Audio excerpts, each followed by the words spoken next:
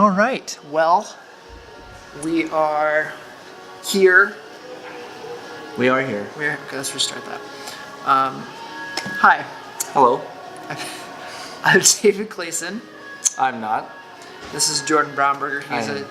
He is a youth a youth pastor in Langdon. Okay, you want to tell the whole world where you're at? Well, I'm in Langdon. He's he's in Langdon, and today I just wanted to interview him, asking a couple questions about youth ministry because he is a youth pastor there. He is a it's late, and so I am.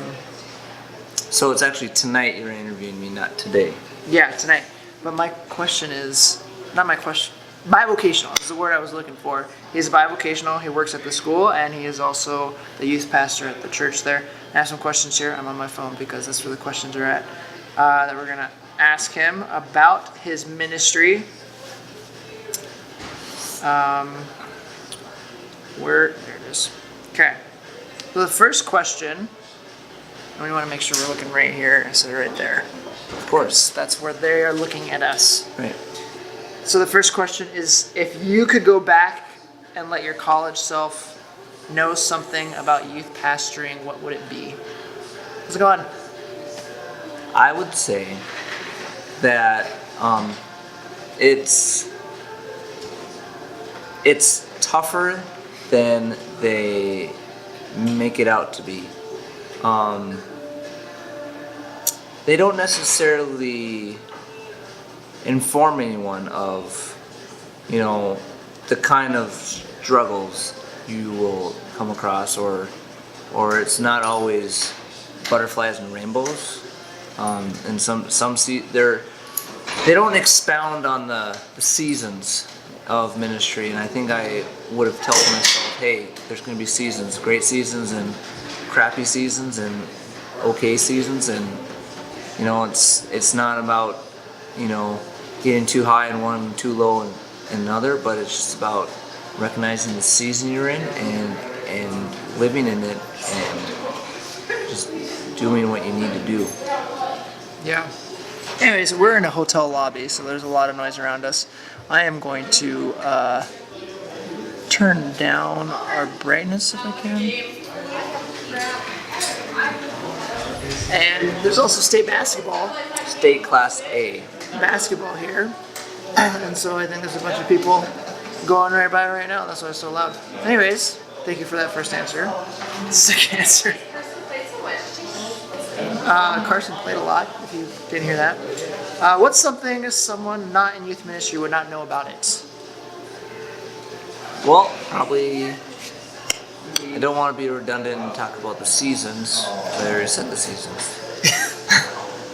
What's something someone about youth ministry wouldn't know No, about? something someone that is not in youth ministry wouldn't realize happens in youth ministry. It's pretty thankless. It's one of those things that doing a good job and the work that you're doing, it's kind of like wetting your pants, your black pants. It feels warm on the inside, but no one can tell. Okay. So That was interesting analogy. I got it as a card. That was awesome. For youth ministry?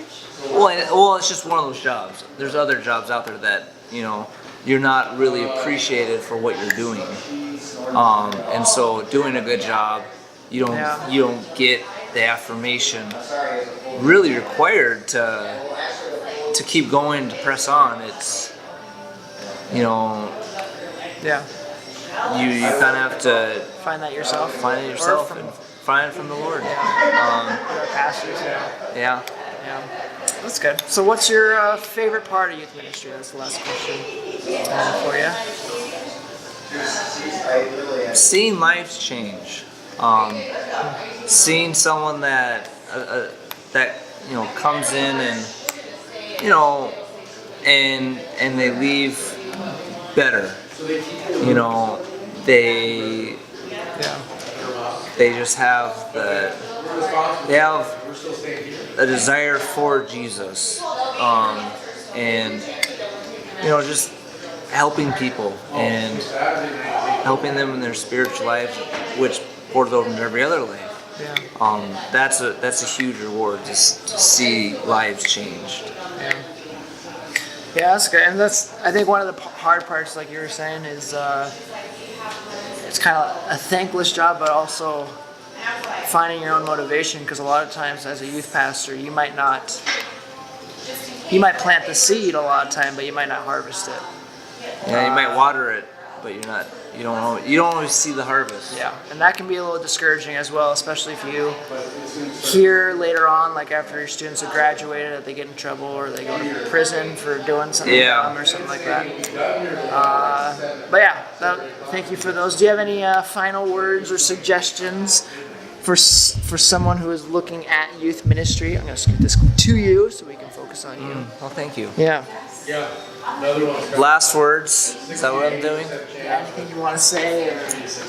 Well,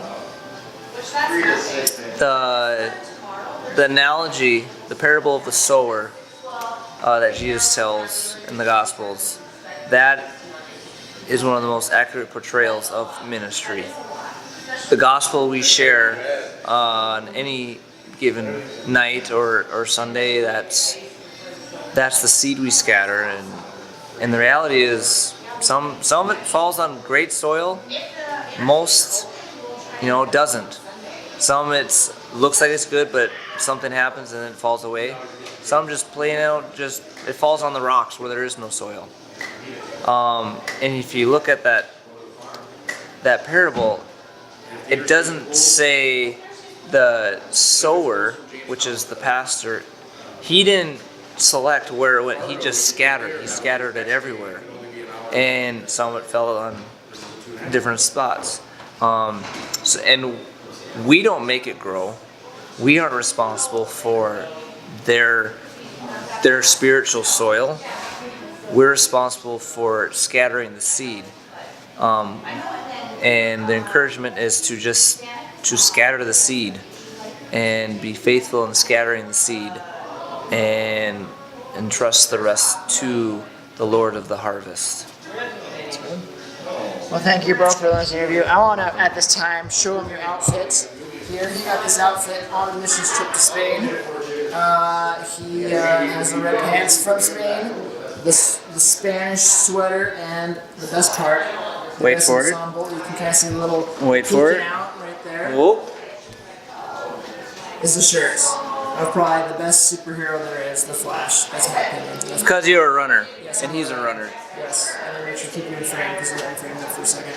So yeah, well, thank you, sir. You're welcome. Appreciate it. We're tired. We're gonna go to bed. So have a good night. Bye.